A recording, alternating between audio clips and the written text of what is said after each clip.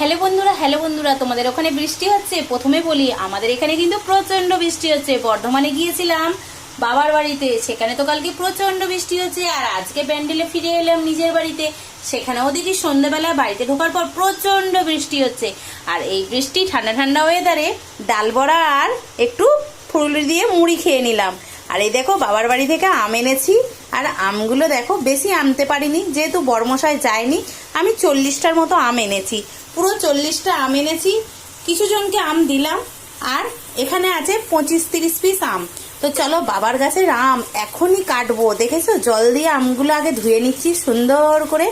আর গাছ পাকা আম, এটা হচ্ছে আমার বাবার গাছের হিমসাগর আম। দেখেছো কেমন বলো তো? একদম দেখতে পাচ্ছ, পুরো পেকে গেছে। গাছ পাকা আম খেতে কার না ভালো লাগে বলো দেখি বন্ধুরা? তাই আমে আঠা আছে, তাই প্রত্যেকটা আম একটু সুন্দর করে ধুয়ে নিচ্ছি। ধুয়ে নিয়েই তারপর কাটবো আর খাবো। তোমরা যদি খেতে চাও তাহলে কিন্তু চলে আসতে পারো তোমাদের দিদি ভাইয়ের বাড়ি।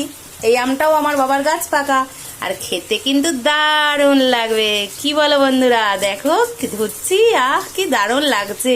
খাবে তো চলে এসো দেরি না করে। টাটা বন্ধুরা, আমের অনেক অনেক ভালোবাসা রইলো আমার তরফ থেকে। আমের ভালোবাসা রইলো। আর সামনে জামাই ষষ্ঠী, আমার বাড়িতে যদি আম খেতে চাও চলে এসো। জামাই ষষ্ঠী না করতে গিয়ে চলে এসো আমার বাড়ি আম আর লিচু খেতে।